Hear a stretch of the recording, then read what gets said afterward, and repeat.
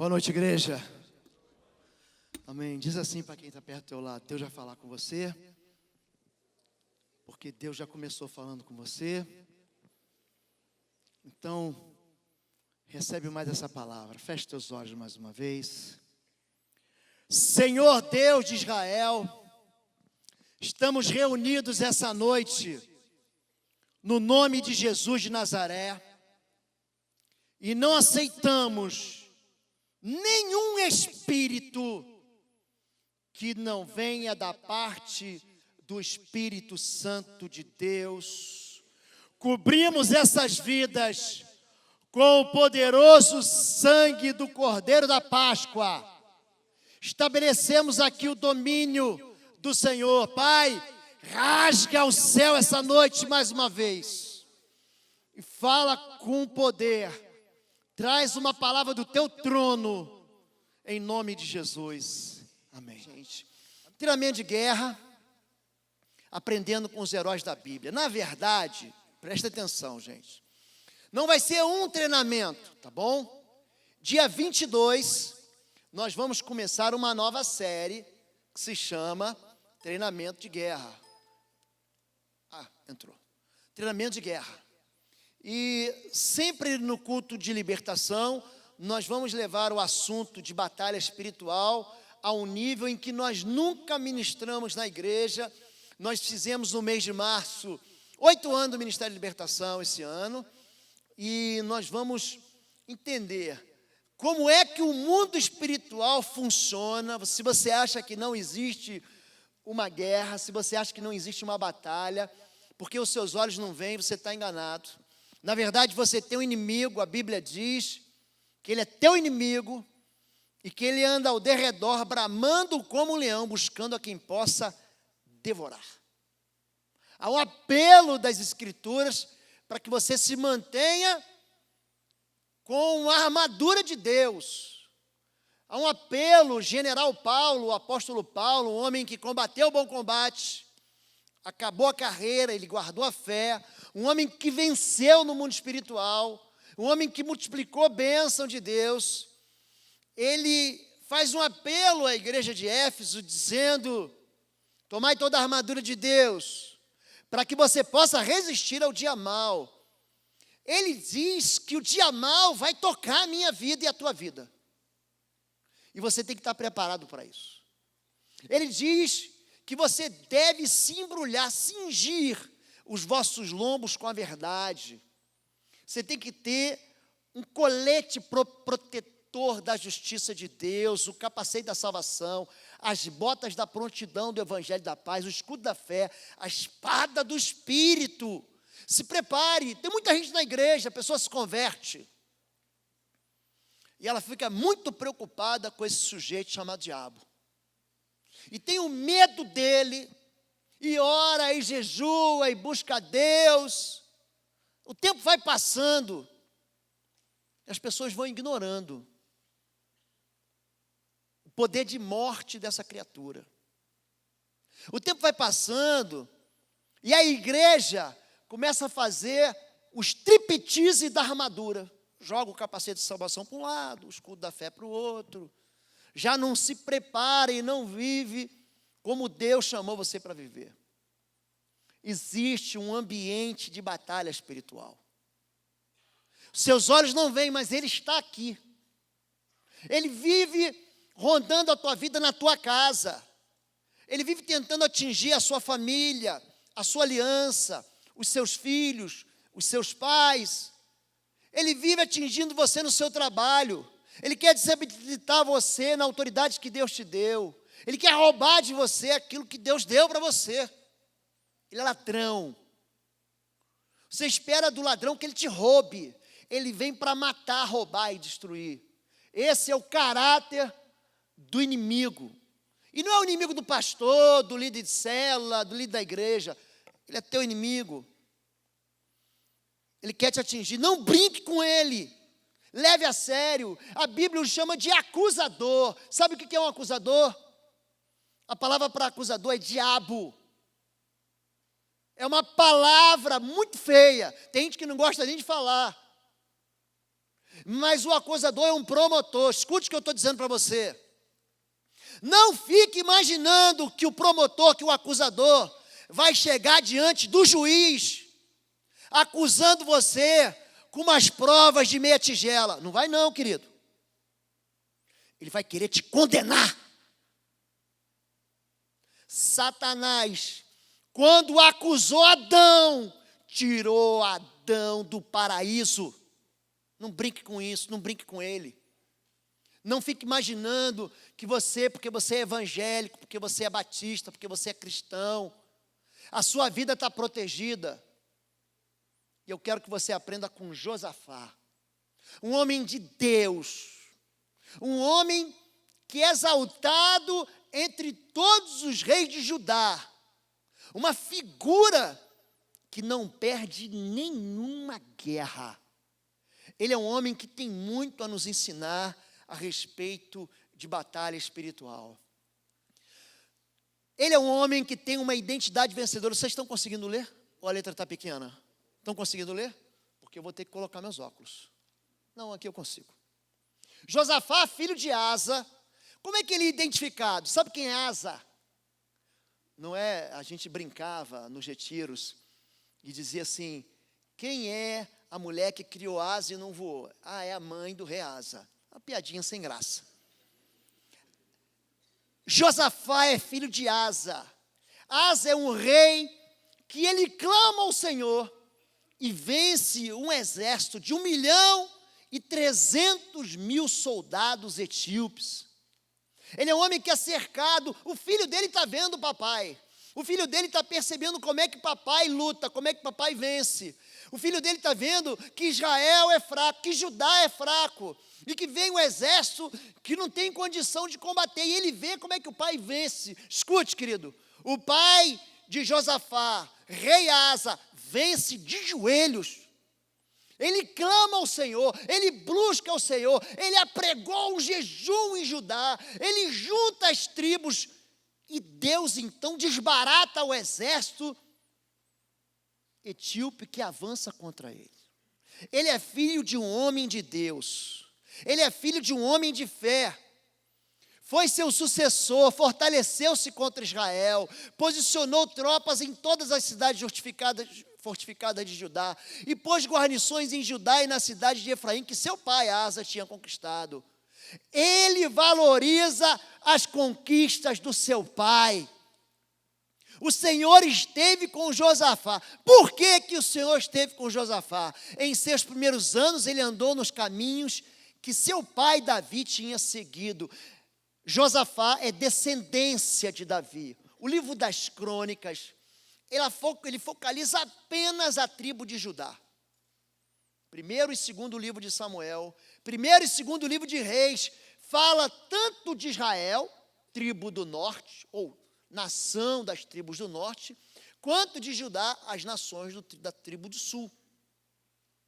Crônicas não. Crônicas não. Eu vou explicar a diferença. Você pega esses textos, os mesmos textos que estão em Crônicas, você vê em Reis. Fala assim, pastor, qual é a diferença? É muito simples. Reis é a notícia. O livro de Reis conta a notícia. O livro de Crônicas é o editorial.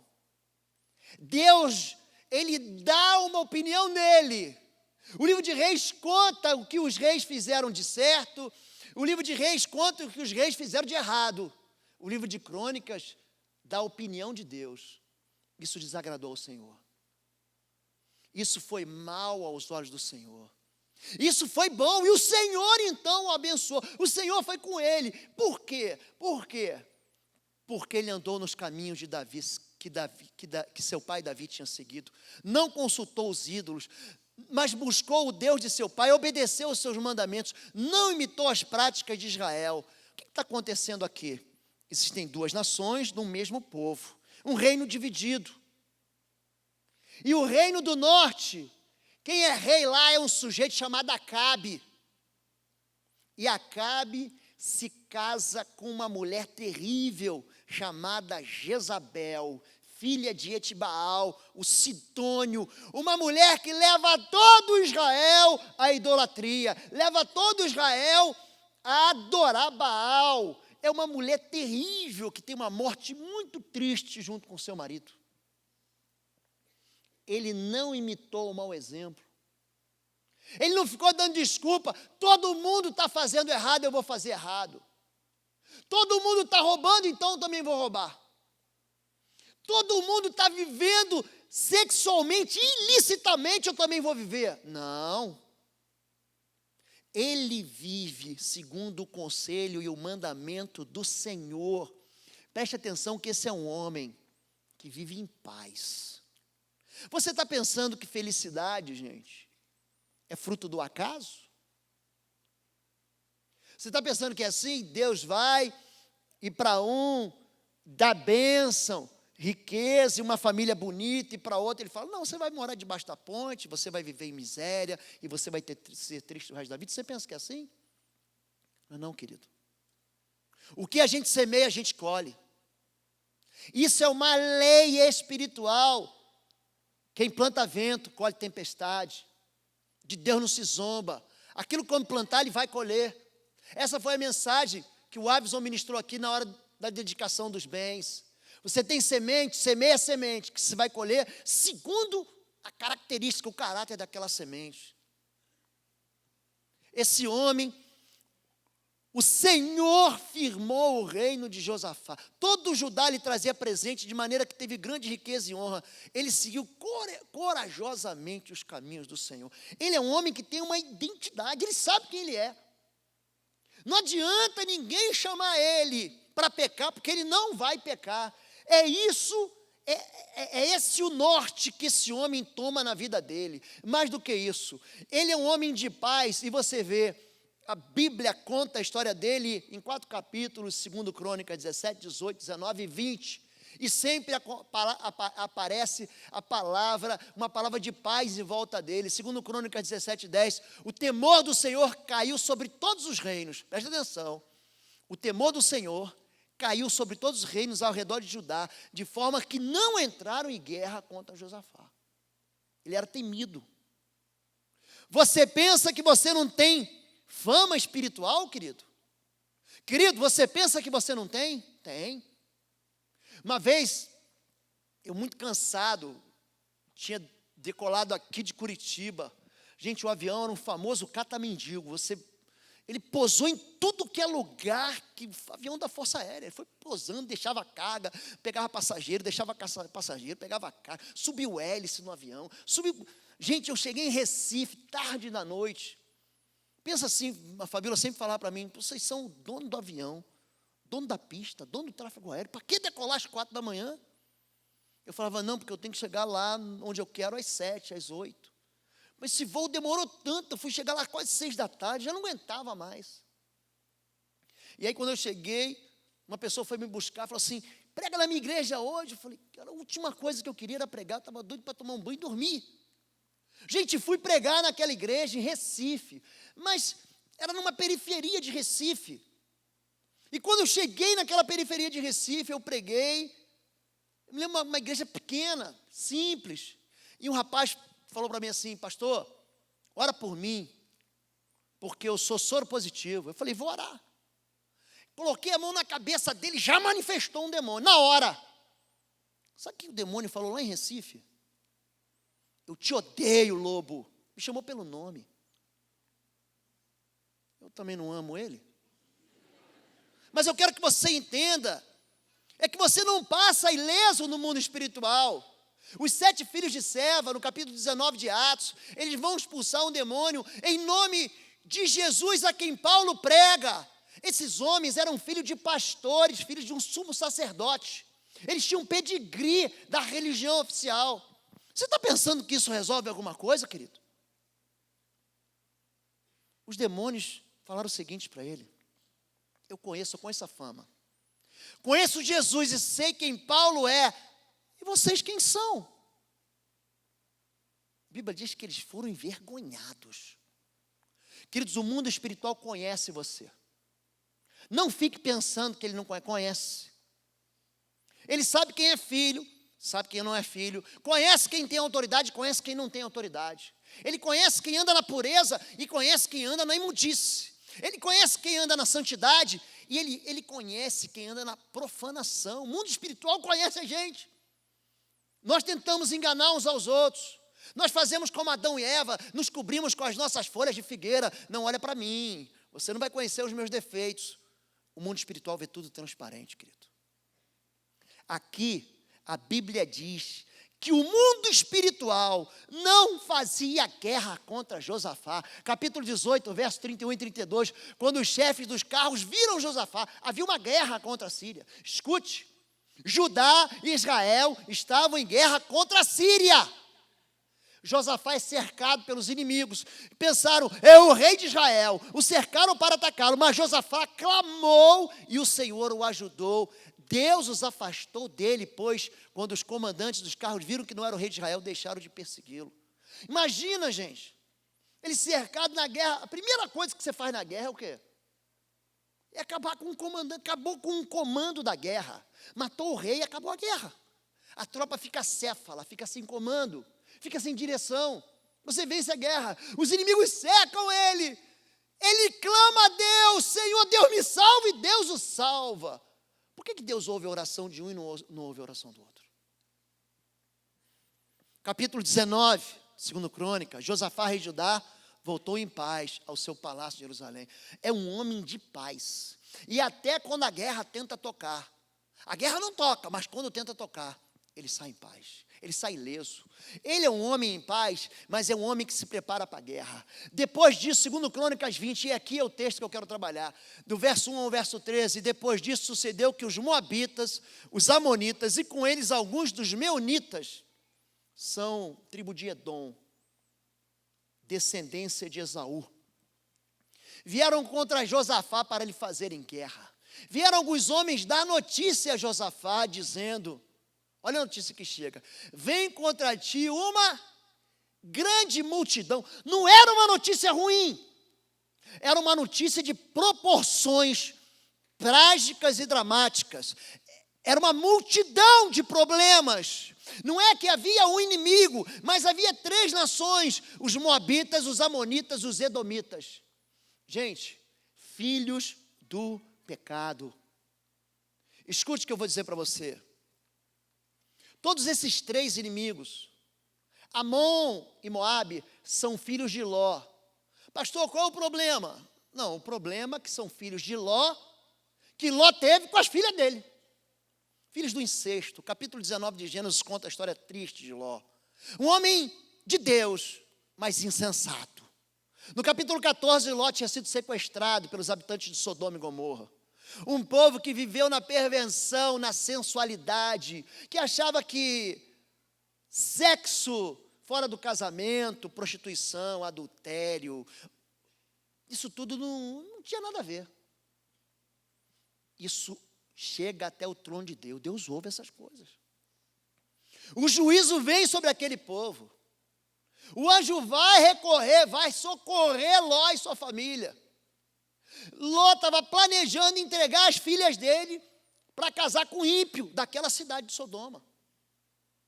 Mas então vem a esposa, vem as filhas, a esposa olha para trás e morre retorcida lá no deserto do Negueve, vira uma estátua de sal. Ele perde a esposa. Gente, olha só, a tolerância ao pecado, o que faz? Ele perde a esposa, perde o casamento. Ele se embriaga e acaba tendo filho com a filha mais velha. Moabe significa filha do pai, ou filho do pai. E Amon, filho do parente. Eles vão se tornar os maiores perseguidores de Israel, gente que sai de dentro do povo de Deus. Edom, descendência de Esaú, irmão gêmeo de Jacó, ou Israel. A Bíblia diz em Hebreus capítulo 12, ninguém seja imoral ou profano, escute, como Esaú, que por um prato de comida, ele trocou o seu direito de primogenitura. Você sabe o que é o direito de primogenitura, gente? Você sabe por que Eliseu pede a porção dobrada que está em Elias? A porção dobrada só ganha o primeiro filho, é o primogênito, é o primeiro gerado. Isso é um direito espiritual. Sabe o que Esaú diz? Para que me serve isso? Ele despreza, profanar, é desprezar a bênção, é dizer a bênção não tem valor. Quando você é filho, escute, você é filha, e você despreza a bênção e a correção do seu pai e da sua mãe, você está pensando que você está sendo esperto? Você está achando, filha, que você está sendo muito esperta, né? A Bíblia diz que Esaú depois se arrependeu e tentou buscar essa bênção com lágrimas e não conseguiu. Sabe o que Esaú recebeu? Sabe o que os edomitas receberam? O que eu chamo de antibênção irrevogável. Você não vai receber mais. Perdeu. Tem uma hora que o pecado se aprofunda tanto na vida da pessoa que não tem mais jeito. Não brinque com isso, querido. Esses inimigos perseguem Israel. Vem contra ti uma grande multidão de Edom, da além do mar, eis que já estão em Hazazon Tamar, que é En-Gedi. En-Gedi, você sai do Mar Morto é centro de Israel, você sobe para Jerusalém, En-Gedi fica a 40 quilômetros de Jerusalém, é rapidinho. En-Gedi é a fonte das cabras, a tradução é essa. É um oásis no meio do deserto do Negev, mas bem bonito, um lugar bem bonito. A tropa estava ali. Eles já estão ali, eles estão a 40 quilômetros de Jerusalém. Você que é militar sabe do que eu vou falar. 40 quilômetros é a marcha da chegada para o combate. Você faz 40 quilômetros em 10 horas de marcha. Em 10 horas de marcha, você leva a tua tropa a 40 quilômetros. Eles estão ali, eles estão há um dia. Ele está dizendo o seguinte, não tem jeito, não tem como você se preparar, não tem como você escapar. O inimigo te cercou. Você já recebeu uma notícia assim, gente? Já recebeu? Acabou, você está desempregado. Acabou, teu casamento já era. O teu filho, que estava envolvido com droga, arrumou uma namorada traficante. A situação, gente, já era difícil, ela fica muito pior. Você está vivendo uma situação em que o país está em crise. E aí você descobre que vão tomar tudo de você. Você está sabendo que está vivendo um período de seca. E aí você descobre que a ração que você tinha guardado, a água que estava no teu poço, secou. É isso que ele está dizendo, que não tem mais jeito. Então Josafá teve o quê? Medo, gente. Gente, a gente tem medo quando essas coisas acontecem. Tem um medo bom. O medo não é sempre ruim, tem um medo que é bom. Você tem que ter medo de andar 200 por hora de moto, com farol apagado, chovendo, avançando sinal vermelho. É bom ter medo. É bom ter medo de altura. Porque senão você vai fazer estripulia no telhado da sua casa, subir para fazer um concerto sem se amarrar, sem usar o equipamento de proteção individual, você vai se machucar. O medo é bom. Agora, tem um medo ruim, que é aquele medo que aterroriza, que apavora, que desfaz a mala e impede você de ser feliz. Tem gente que tem medo de morrer, e tem gente que tem medo de viver. O medo é diabólico. O medo não vem de Deus. Aliás, o amor de Deus, ele lança fora todo medo. Ele teve medo e pôs-se a buscar o Senhor e apregou o jejum em todo Judá. E Judá se ajuntou para pedir socorro ao Senhor. De todas as cidades de Judá vieram para buscarem ao Senhor. Josafá pôs-se em pé na congregação de Judá e de Jerusalém, na casa do Senhor e do átrio novo, e disse: ó Senhor, Deus de nossos pais, não és tu Deus no céu, e não és tu que governas sobre todos os reinos das nações, e na tua mão há poder e força, de modo que não há quem te possa resistir. Gente, ele conhece Deus, ele conhece o poder de Deus. Ele continua dizendo: ó nosso Deus, não lançaste fora os moradores dessa terra de diante do teu povo Israel, e não deste para sempre a descendência de Abraão, teu amigo, e habitaram nela, e nela edificaram um santuário ao teu nome, dizendo: se algum mal nos sobrevier, a espada, juízo, peste ou fome, nós apresentaremos diante desta casa e diante de ti, pois o teu nome está nessa casa, e clamaremos a ti em nossa aflição, e tu nos ouvirás e livrarás. Ele está fazendo referência a uma oração que foi feita na dedicação do templo de Salomão. Então ele fala em juízo, em guerra, em peste, em fome, em crise. Gente, parecia que ele está falando do Brasil. A gente está cercado, gente, por uma crise política, econômica. Hoje eu estava lendo que as franquias, gente, pesadas estão fechando. Tem shopping que está com 60% das lojas fechadas. A gente está percebendo, quando fala de peste, se você escapa da dengue, a chikungunya te pega. Você escapa da chikungunya, tem o Zika vírus. Aí quando você pensa, agora resolveu, vem H1N1. Gente, você está rindo? Isso é juízo, gente. Isso é juízo. Daniel capítulo 6 conta a história de um rei chamado Belsazar. Ele pergunta o seguinte para Daniel: que Deus? Deus não existe. Gente, não fale isso. Não diga que Deus não está vendo, porque Ele está vendo. Aparece apenas uma mão escrevendo na parede: Mené, Mené, Tekel Parsim, que significa: Deus contou os teus dias. Gente, quando eu estava lendo esse texto no dia de num domingo de uma das passeatas aqui em Curitiba. Deus contou os teus dias e determinou o seu fim. Foste pesado na balança e foste encontrado em falta. Por isso Deus dividiu o teu reino e entregou para os persas que vêm depois de ti. Você acha que Deus não governa, querido? Olha, esse povo que persegue Israel, chamado Edom, é um povo tão perverso. Você quer saber mais sobre ele? Tem um livro da Bíblia só dele, para falar que Deus denuncia, para falar que Deus julga e Deus sentencia esse povo. Livro de Obadias, leia em casa, é um livro curtinho, 3 capítulos. O livro do profeta Obadias diz: os inimigos do povo de Deus não passarão impunes, eu vou julgá-los. Não fique pensando, querido, que aqueles que são teus inimigos, não fique pensando que aqueles que te perseguem, que são injustos com vocês, isso vai ficar barato para Deus. Não vai não, querido. Não vai não.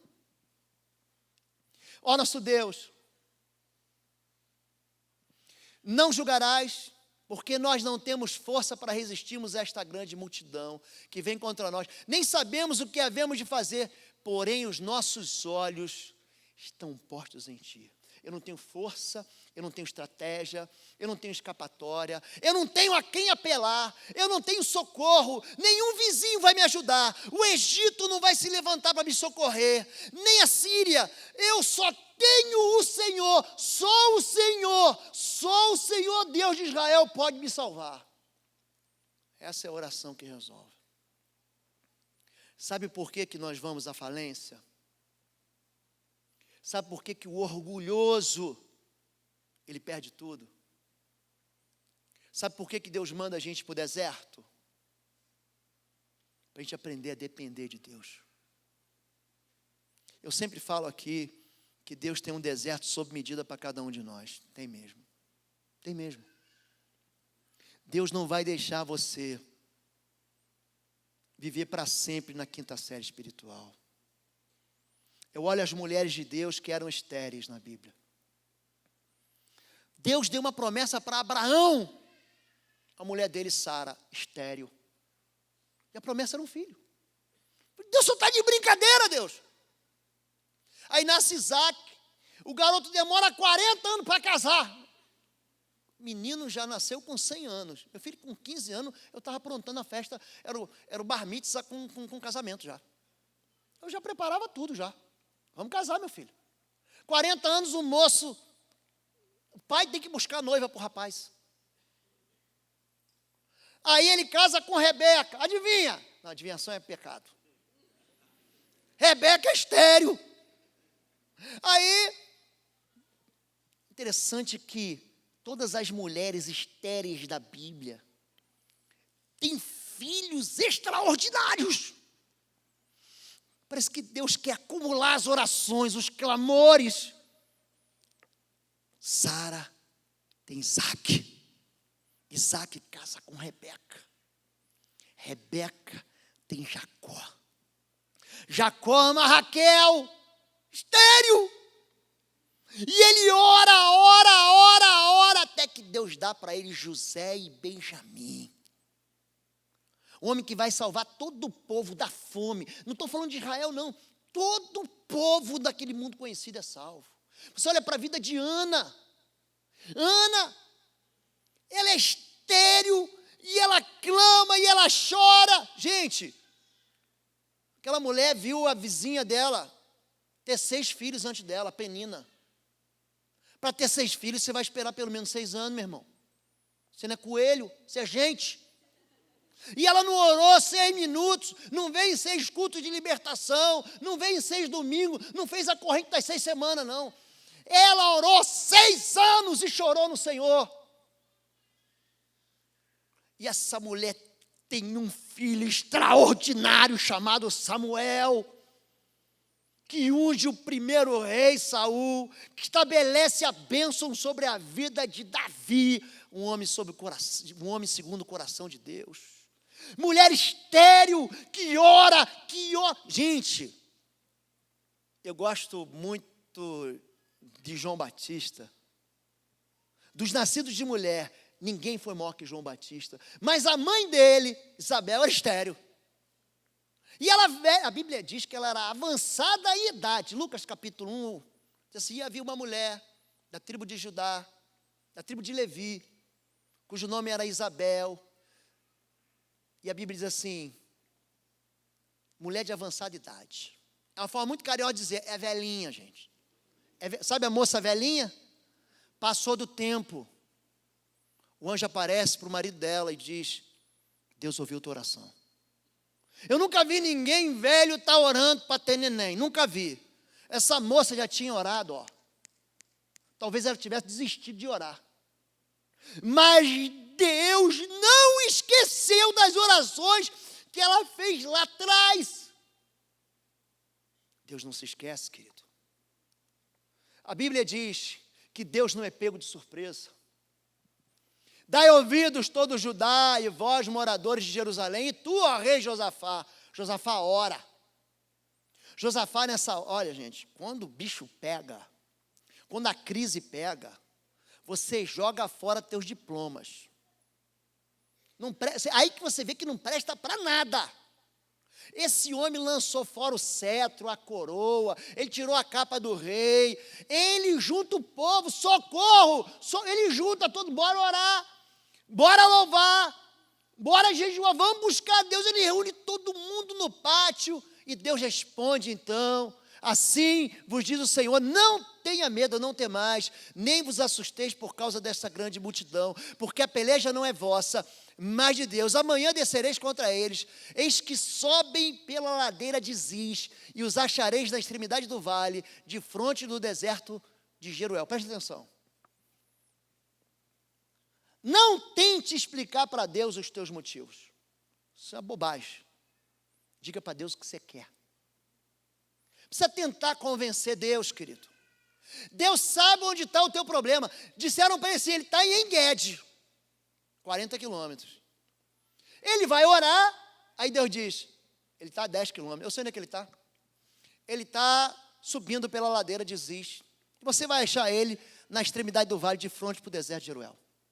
Ele está aqui a 10 quilômetros de Jerusalém. Ele está pertinho. Agora, nesta batalha não tereis que pelejar. Postai-vos, ficai parados e vede o livramento que o Senhor vos concederá. Ó Judá e Jerusalém, não tenha medo, não te assuste.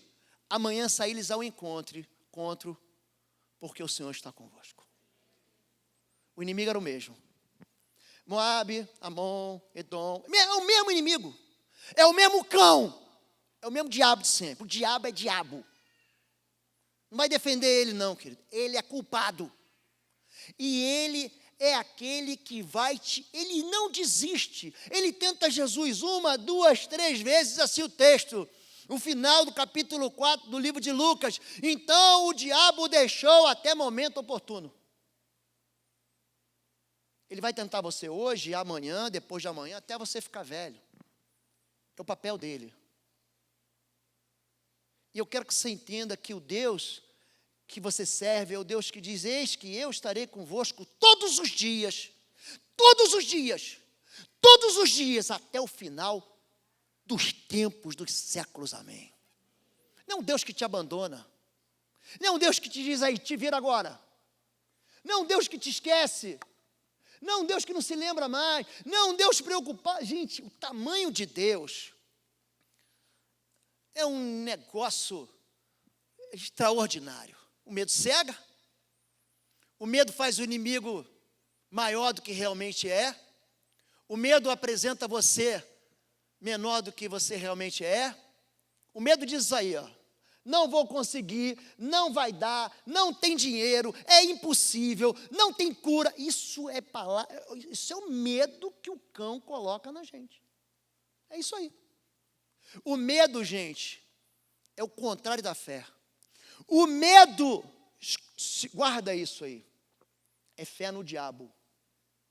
Quando você tem medo, você para de crer em Deus e começa a crer no inimigo. Vou ensinar uma coisa para você agora, para você não esquecer mais, tá bom? A gente aprendeu isso no 2º grau e a gente se esquece. Você lembra de ter ouvido falar sobre teoria da relatividade? Lembra disso? Coisa do Einstein. Então imagine o seguinte, tá bom? Nós temos 2 dimensões. Do lado de cá é a eternidade. Aqui o tempo não passa, o relógio quebrou. Aqui é a eternidade. Do lado de lá é o mundo que a gente vive. O mundo que tem relógio. O mundo que a gente envelhece, que a gente apodrece, que a gente morre. Tem início e tem fim. Aqui é a eternidade não tem fim. Eternidade é um passarinho. Quem me falava era o pastor Ari Veloso, meu professor de homilética. Ele dizia: eternidade é um passarinho que vem e encontra uma montanha de cobre do tamanho do Everest. E ele vem apenas uma vez por ano e afia o seu bico e vai embora. E vem depois uma vez, no próximo ano, afia o seu bico e vai embora. E o pastor dizia: quando essa montanha de cobre do tamanho do Everest acabar, aí passou o 1º segundo da eternidade. A eternidade não tem fim. Então, o tempo, gente, é relativo. Se você passa com um carro aqui a 200 por hora na minha frente, eu estou caminhando para lá, eu digo assim: ele está rápido. Mas o cara que está indo no carro, que passou aqui, diz: nossa, como é que o lobo está devagar? O tempo depende de quem observa. Escute. Por que a palavra de Deus não envelhece? A tua palavra, a tua promessa, o teu amor, acaba aqui, ó, desse lado aqui. É uma palavra que morre junto com a gente.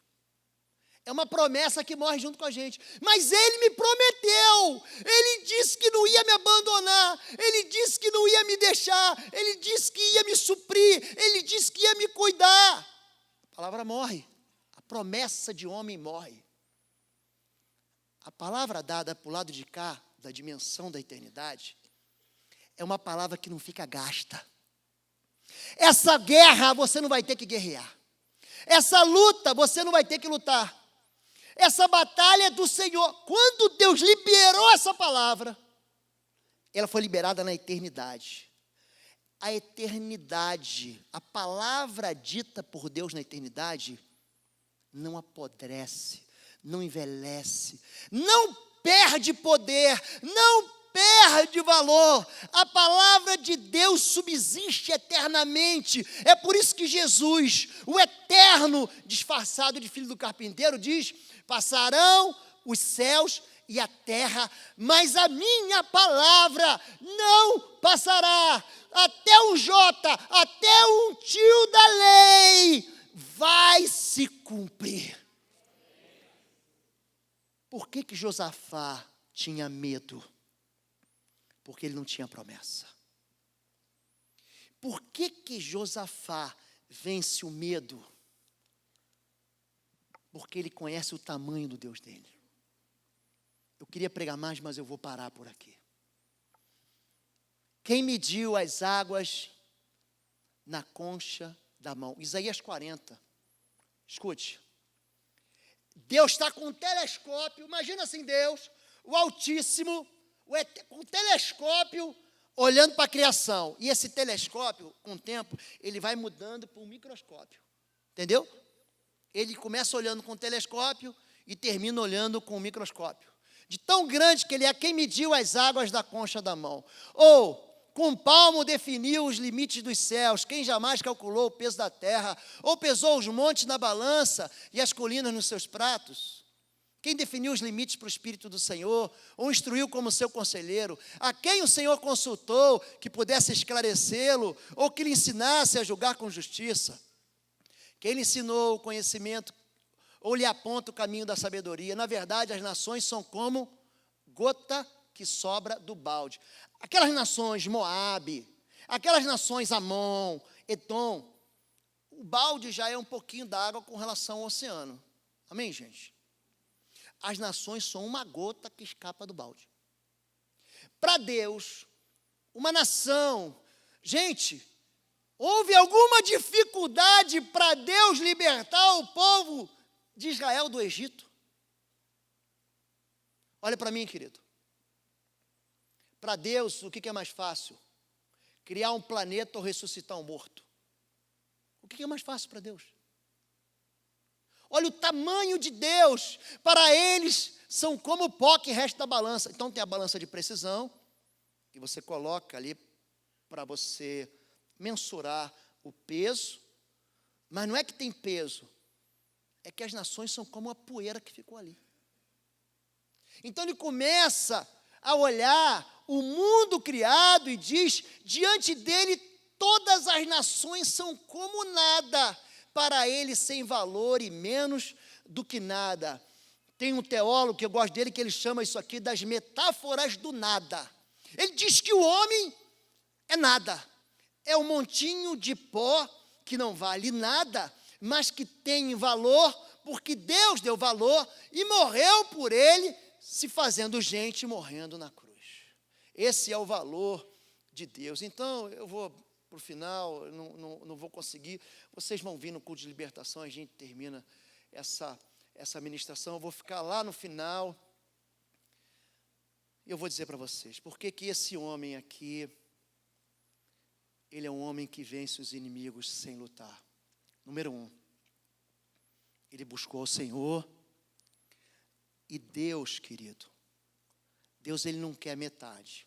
Por favor, entenda isso. Deus, ele é um Deus que deve ser adorado de todo o seu coração, de toda a sua alma, de todo o seu entendimento. Josafá buscou ao Senhor. Josafá buscou o Senhor com oração e com jejum. Se você entendesse o valor da oração e do jejum, querido, oração e jejum traz galardão? Traz. Porque senão, para que você orar? Você ora para adorar? Eu também. Só que a Bíblia diz, pedir e dar-se-vos-á. Buscar e encontrarei, bater e abrir-se-vos-á. Aquele que pede, recebe, aquele que busca, acha, aquele que bate, a porta se abrirá. A Bíblia diz, quando você orar, presta atenção, entra no teu quarto, ora em secreto. Deus vem em secreto e recompensa. Existe recompensa em oração, querido? Existe. Existe recompensa no jejum quando tu jejuares. Não façai como os hipócritas, os fingidos. Jejum em secreto. E Deus que vem em secreto, ele recompensa publicamente. Ele recompensa. Enquanto o noivo está com eles, eles não precisam jejuar, mas haverá dias em que o noivo será tirado, então jejuarão. Porque o jejum, ele tem pressa. O jejum, ele busca socorro imediato. Israel ia ser destruído. Esther convoca o jejum. E quando convoca o jejum, a mão de Deus se vira contra Amã. E favorece o povo de Israel.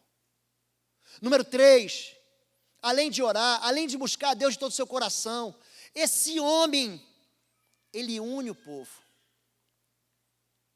Preste atenção no que eu vou dizer agora, pai e mãe. Eles unem a nação. Eles não desprezam as orações do simples, eles não desprezam as orações das crianças. Eu gosto muito do rei de Nínive, porque vem uma palavra de juízo contra ele. Ele diz: ainda 40 dias e Nínive será subvertida. Sabe o que ele faz? Aquele rei ímpio, maligno, ele bota até criança de peito para jejuar. O peito da moça devia ficar empedrado de leite. Ele diz que as vacas não davam leite para os bezerros. Você acha que jejum não funciona? Querido, jejum muda. Jejum é capaz de interferir espiritualmente na tua vida, na vida da sua família. Juntou todo Israel, eles vieram da cidade, se juntaram para orar. Se você entender, papai e mamãe, que Deus não dá vitória por você reclamar. Eu nunca vi alguém chegar aqui: pastor, quero dar um testemunho. Eu reclamei. Meu filho se converteu. Eu nunca vi isso. A Bíblia diz que o povo de Israel só precisou louvar. Posicione-se e louve. Ele tira a artilharia, ele tira a infantaria, ele tira a cavalaria. Ele manda o ministério do louvor tomar posição. E sabe o que acontece? Levantaram-se os levitas, dos filhos dos coatitas, dos filhos dos coraitas, para louvar o Senhor em alta voz. Presta atenção. Eu vou encerrar aqui. Tendo ele tomado conselho com o povo, designou os que haviam de cantar ao Senhor e louvá-lo, vestido de trajes santos, ao saírem diante do exército, dizer: dai graças ao Senhor, porque a sua benignidade dura para sempre. Só isso que eles cantaram. Dai graças ao Senhor, porque a sua benignidade dura para sempre. Esse foi o louvor deles. Ora, quando começaram a cantar e dar louvores, o Senhor pôs, pode ler comigo aqui, gente? O Senhor pôs emboscadas contra os homens de Amon e de Moabe e do monte Seir, que tinham vindo contra Judá, e foram desbaratados. Pois os homens de Amon e de Moabe se levantaram contra os moradores de monte Seir para os destruir e exterminar, e acabando eles com os moradores do monte Seir, ajudaram a destruir-se uns aos outros. A unidade, ela destrói o poder maligno. Jesus, ele cura um endemoniado, no capítulo 11 de Marcos. Os fariseus dizem, sabe o que para ele? Ele não expulsa demônios senão por Beelzebu. Aí Jesus chama aquele povo num tete-a-tete e fala o seguinte: por acaso está Satanás dividido contra Satanás? Porque todo reino dividido e toda casa dividida não subsistirá.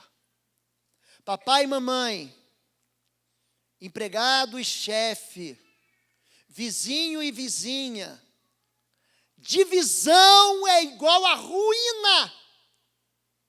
Se você que é filho ou filha, briga com a sua mãe e acha que você vai sair ganhando, eu vou dizer que a tua sentença é derrota. Se você, esposa, acha que você está sendo muito esperta brigando com seu marido, ou você, marido, está sendo muito esperto, sendo violento com a sua família, você está dividindo a sua casa. Esse povo vence, sabe por quê? Porque Jesus diz: fica comigo. Ninguém pode entrar na casa do valente, porque o valente guarda os bens. Pensa num sujeito ciumento, gente. Você guarda teus bens? Teu carro está aí fora, trancado a chave? Guardar bens. Está dizendo que o diabo guarda as almas como alguém guarda algo de valor. E só tem um jeito: é a unidade. E ele diz que tem que ter alguém mais valente, que tem que o quê, gente? Que tem que amarrar o valente, maniatar o valente.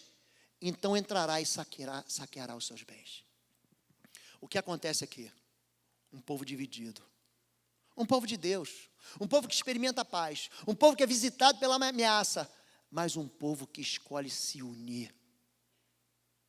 Esse povo que escolhe se unir, ele traz para perto deles a interferência do reino de Deus. A Bíblia diz: o Senhor lançou emboscadas contra os seus inimigos e eles se desbarataram, eles se destruíram. Querido, qual é o seu inimigo? Ou quais são eles? Qual é a ameaça? Eu não precisava nem pregar hoje. Um menino que desde os 13 anos fumava crack, que se tornou pedinte, mendigo, que viveu na rua, que foi visitado pelo Espírito de Deus. Basta você crer, querido. A fé te leva a um lugar que as tuas armas não vão levar. Não adianta você ter espada aqui. Não adianta você ter fuzil, bazuca, arma nuclear. Quando a batalha é espiritual, as armas que vão vencer são armas espirituais. Aquele povo vai à frente, louvando ao Senhor. O louvor é a palavra de Deus cantada.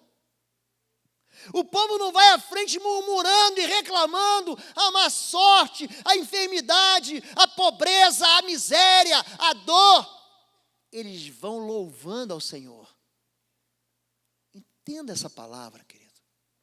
Se a tua casa for uma casa de louvor e adoração, se a tua casa for uma casa onde as bocas liberam palavras de bênção, se a tua casa for uma casa onde pais e filhos, porque a boca fala do que está cheio o teu coração, querido. Se a casa for um lugar de cuidado e não de reclamação, olha para mim. Pedireis então tudo o que quiseres e vos será feito. Leva essa palavra para a tua casa. Leva isso para a tua casa. Joga fora um pouco a televisão. Ora com a tua esposa, ora com a tua filha, ora com o teu pai, ora com a tua mãe.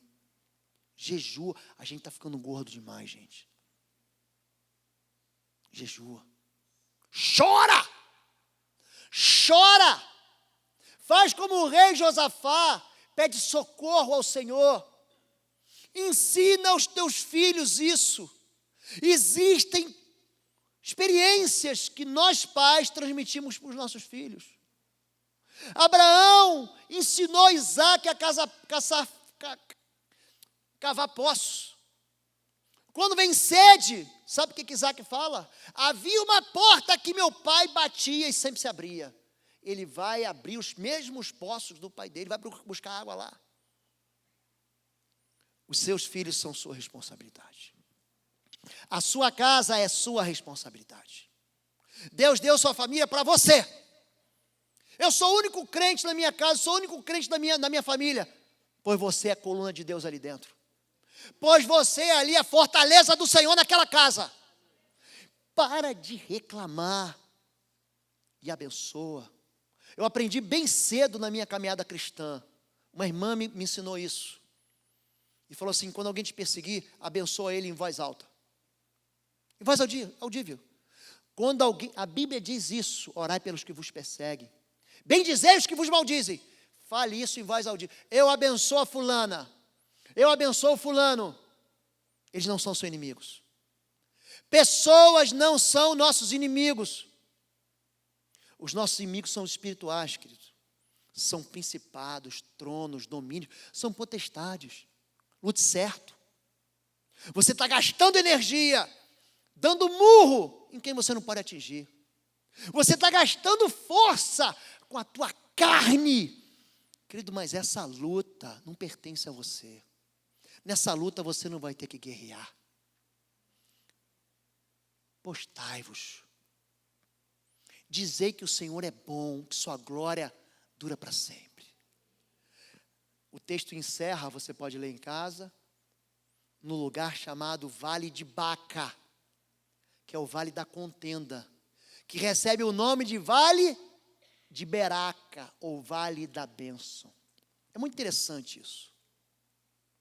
Corazim, por exemplo, é uma cidade maldita. Ai de ti, Corazim, porque se em Tiro e Sidom fossem feitos milagres que te foram feitos, eles teriam se arrependido com pano de saco e cinza.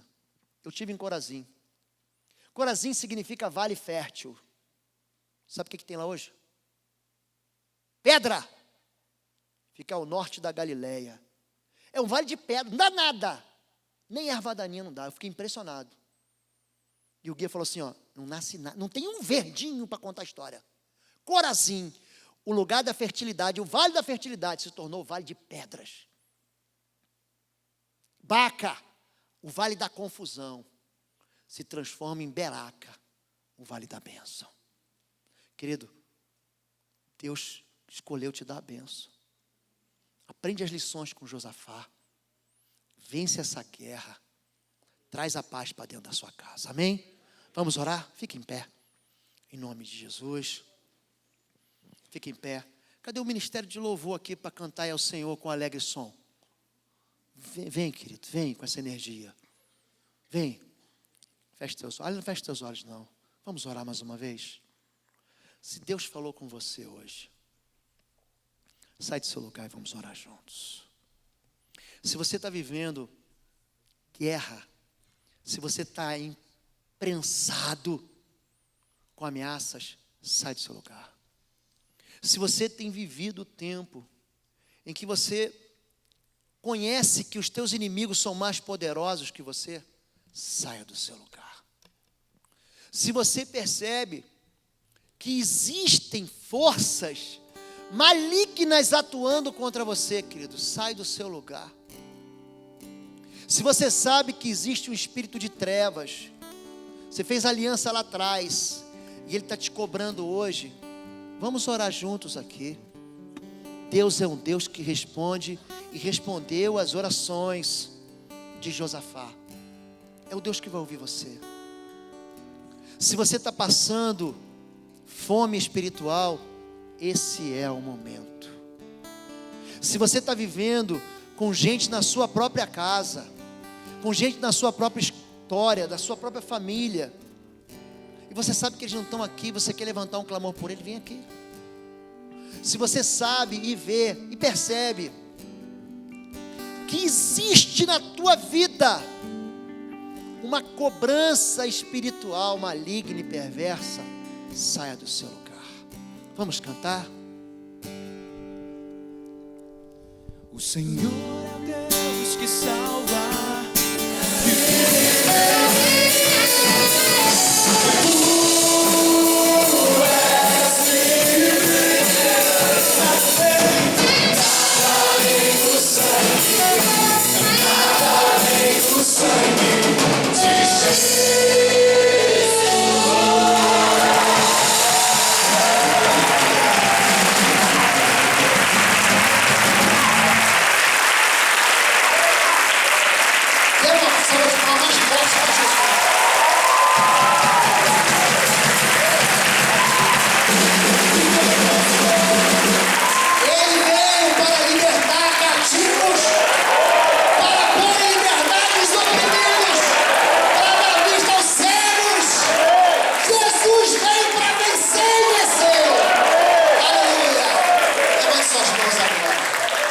Pai, nós nos cobrimos aqui com o sangue do Cordeiro.